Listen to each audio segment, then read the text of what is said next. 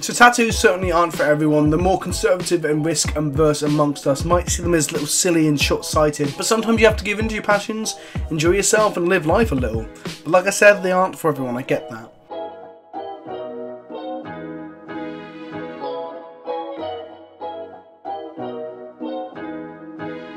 However, I love them. Self-expression of a weirdly dedicated and daunting kind, but if done well, they can look great, they can be unique, bespoke changes to your body that express who you are.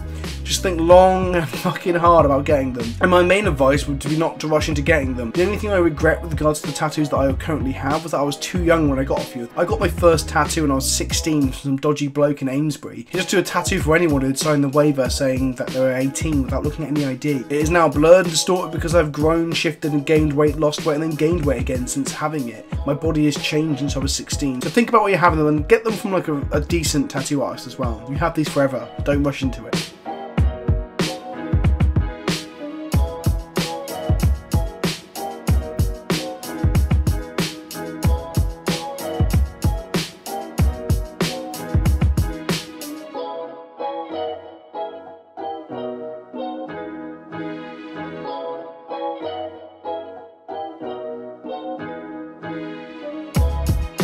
So up until this point, I primarily had video game and comic book inspired tattoos and nothing magic related, so it was about time that I changed that. I headed down to Asgard in Southampton to see an old friend of mine, Aaron, or Azza, as I still call him after 15 years of knowing him and never growing out that childhood nickname. I think he's what they call a neo-traditional tattoo artist, specialising in punk rock infused reimaginings of traditional subject matter with bright colours and gnarly script work. He has a solid following over on Instagram already and it's growing, but if it looks like your kind of thing, as you like relaxed punk rockers with giant bats tattooed across their chests, then you should definitely be following him. Like now, like pause the fucking video and go follow him. AaronV.tattoos on Instagram. When you type Aaron into Instagram, the first suggestion is arranged marriages. Aaron is one of the most chill dudes I've ever had the pleasure of getting drunk with. Once upon a time we used to set fire to things for fun. We were young, we were just outcasts living in rural England. Aside from video games, being in bands together and partying, what else was there to do? One of my fondest memories of Aaron is when we had lit a fire in a dugout mound of dirt on the demolition site behind his house, and we stuck aerosol cans in there, in the fire, excited to see them blow up and see if we could destroy the mound that they were under. Yeah, rural England as teenagers was, yeah, go figure. Billowing clouds of black smoke were flowing high into the sky. I was starting to panic. We're gonna get caught, I was telling him, but his response was probably something along the lines of, just chill. Don't worry, dude. That's my boy, unflappable and practically horizontal, he's so laid back. Anyway, some time passes and I convinced him that we need to kick out the fire and maybe put it out. You know, perhaps piss on it or something. We'd done this before. We'd pissed on fires to put them out when they'd kept going. Anyway, he volunteers to stroll over and stomp it out. And by the way, we were filming all of this on a camera, so this footage exists out there somewhere on a tape. Probably at Ben's house, actually. I should probably try and find that. He gives it a couple of cautious kicks with his giant feet and his gangly, lanky legs, and boom! The aerosol can goes off with a waft of fire bursting out directly towards Azza. He runs back to us to pick up the camera and get in his face and find that his hair, brows, and eyelashes are all singed and burnt. Oh, to be a child again.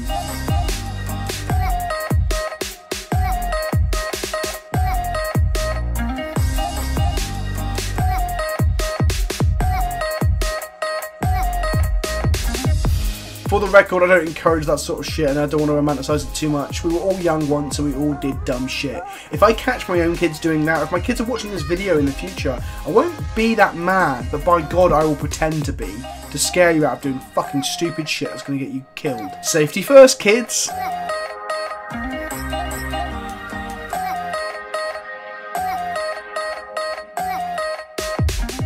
Anyway, magic cards. Why Sword of Fire and Ice? Beyond it being one of my favourite magic cards, I thought the art of it would be a strong looking motif upon the upper part of my arm, although it is a sword, so some people might think I'm sort of edgelord, military, renaissance, cosplaying, reenactment twat.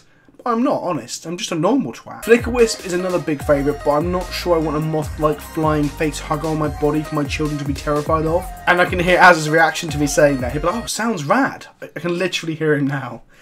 But Sword of Fire and Ice is a much more sentimental place in my heart, even more so than the rest of Death and Taxes that it comes from. It represents both sides of the game, both sides of the spectrum, the competitive nature of choosing a top tier competitive legacy deck to beat a meta, to take down a GP, crossed with the derpy kitchen table magic of EDH.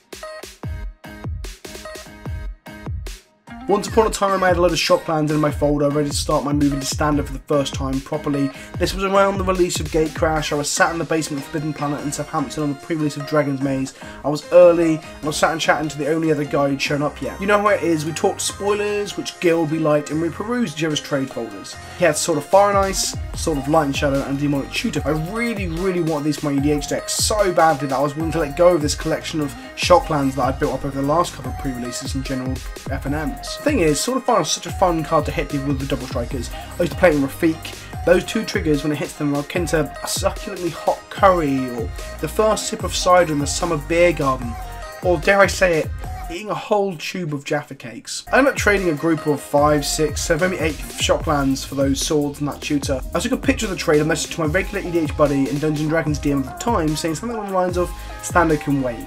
New EDH toys."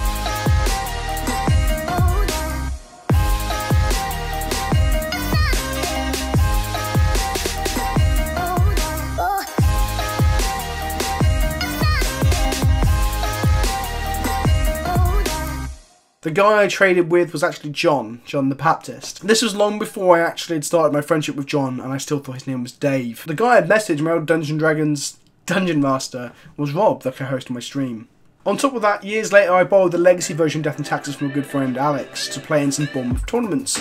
I had been playing the modern version with Rob as a co-pilot over Skype on MTGO prior to making any Magic content, and we just kept winning. I didn't drop a round at that Bournemouth event, and I won a foil Blood Moon for coming first. I borrowed the deck again for an action event where I top 8'd and lost in the quarterfinals, walking away with a foil Flooded Strand for my troubles. I took one of the many WMCQ Thalias that I traded for that weekend and gave it to Alex as a thank you for lending me the deck, because it was awfully nice of him and awful trusting of him to lend me a legacy deck to take away to Birmingham for the weekend. I moved on to purchase the parts and start playing the deck in paper and then later online, and it started to become a huge part of my identity as a Magic player and as a content creator. Sword of Fire and Ice plays an integral part of my deck's game plan, and as I said, double striking with the Mirror Crusader with a Sword of Fire and Ice attached makes me tingle in all the right places.